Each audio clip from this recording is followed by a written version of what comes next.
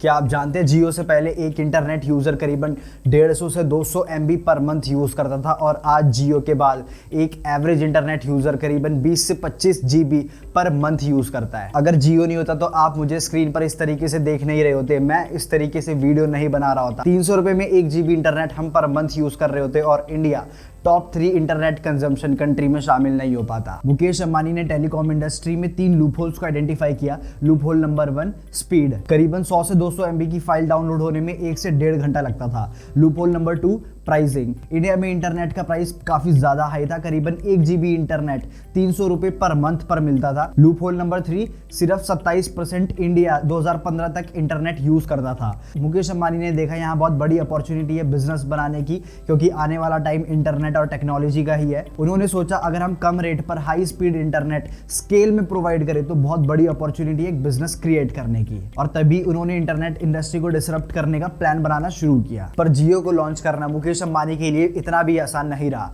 उनके छोटे भाई अनिल अंबानी के पास रिलायंस कम्युनिकेशन थी और दोनों भाइयों की डील हो रही थी कि कोई भी एक दूसरे के बिजनेस में एंटर नहीं करेगा, पर मुकेश अंबानी ने किसी तरह अनिल अंबानी को कन्विंस कर लिया और ये इशू रिजॉल्व कर दिया। उस टाइम पर मार्केट में सबसे बड़े प्लेयर एयरटेल, वोडाफोन और आइडिया थे जो 3G इंटरनेट सर्विसेज प्रोवाइड कर रहे थे, और 4G इंटरनेट लाने का उस टाइम पर किसी का भी कोई प्लान नहीं था। और अब आता है सबसे बड़ा ट्विस्ट। TRAI के अकॉर्डिंग ब्रॉडबैंड के साथ वॉइस कॉल फीचर देना अलाउड नहीं था, और उसी टाइम मार्केट में 4G वायरलेस ब्रॉडबैंड ऑक्शन में सेल हो रहा था, जिसको खरीदने में कोई भी कंपनी इंटरेस्टेड नहीं थी, क्योंकि सभी कंपनीज अपना इंटरनेट अपनी सिम के जरिए लोगों तक प्रोवाइड कर रही थी। पर एक छोटी सी कंपनी इन्फोकॉम काफी इंटरेस्टेड थी 4G का वायरलेस ब्रॉडबैंड को खरीदने में। 4G का वायरलेस ब्रॉडबैंड इन्फोकॉम ने खरीद लिया, और सेम दिन रिलायंस ने 4800 करोड़ रुपए इन्वेस्ट कर इन्फोकॉम का 96% स्टेक एक्वायर कर लिया और कंपनी का नाम चेंज करके जियो इन्फोकॉम रख दिया। कहते हैं रिलायंस ने बहुत ही चालाकी से कम रेट पर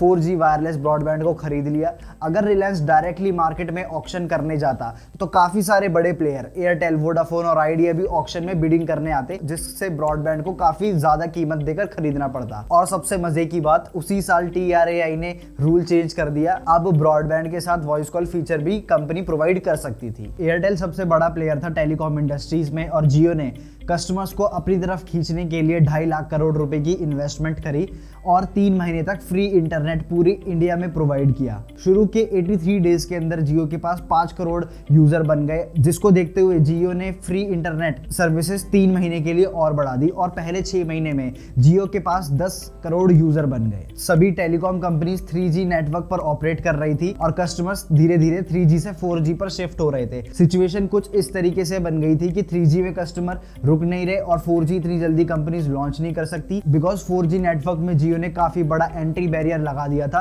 फ्री इंटरनेट सर्विसेज प्रोवाइड करके। फ्री इंटरनेट सर्विसेज प्रोवाइड कर जियो ने टेलीकॉम इंडस्ट्री के मार्केट को कैप्चर किया। कई सारी कंपनीज बैंकरप्ट हो गई और कई सारी कंपनीज का मर्जर हो गया। जियो की सक्सेस का सबसे बड़ा कारण है कस्टमर वैल्यू। जियो ने कस्टमर की साइकोलॉजी को अंडरस्टैंड किया और समझा कि जो काम इंटरनेट में पहले 1 से 2 घंटे में होता था, उसको हाई स्पीड इंटरनेट प्रोवाइड करके कस्टमर का इंटरनेट एक्सपीरियंस को इंप्रूव किया। लोग 3G इंटरनेट को भूलने लगे और 1 GB इंटरनेट जो हमें पहले 300 रुपए में मिलता था, वो आज की डेट में 6 से 7 रुपए में अवेलेबल करवाया। और अगर बात करें कि जियो के आने के बाद इंडिया में क्या क्या चेंजेस आए हैं, इंडियन मोबाइल इकोनॉमी की ग्रोथ बहुत ही तेजी से हो रही है, जिसका डायरेक्टली कंट्रीब्यूशन इंडिया की GDP में जा रहा है। आने वाले 4 से 5 साल में करीबन 30 से 40 लाख जॉब टेलीकॉम सेक्टर में जनरेट होंगी, और माइक्रोसॉफ्ट की रिपोर्ट के अकॉर्डिंग 2025 तक इंडिया वर्चुअल वर्ल्ड में लीडिंग प्लेयर बन जाएगा। दोस्तों, जितना सस्ता इंटरनेट इंडिया में है, इतना पूरी वर्ल्ड में आज के टाइम पे अवेलेबल नहीं है। सो वीडियो अगर आपको पसंद आई हो तो वीडियो को लाइक कर दीजिएगा, चैनल को सब्सक्राइब कर दीजिएगा।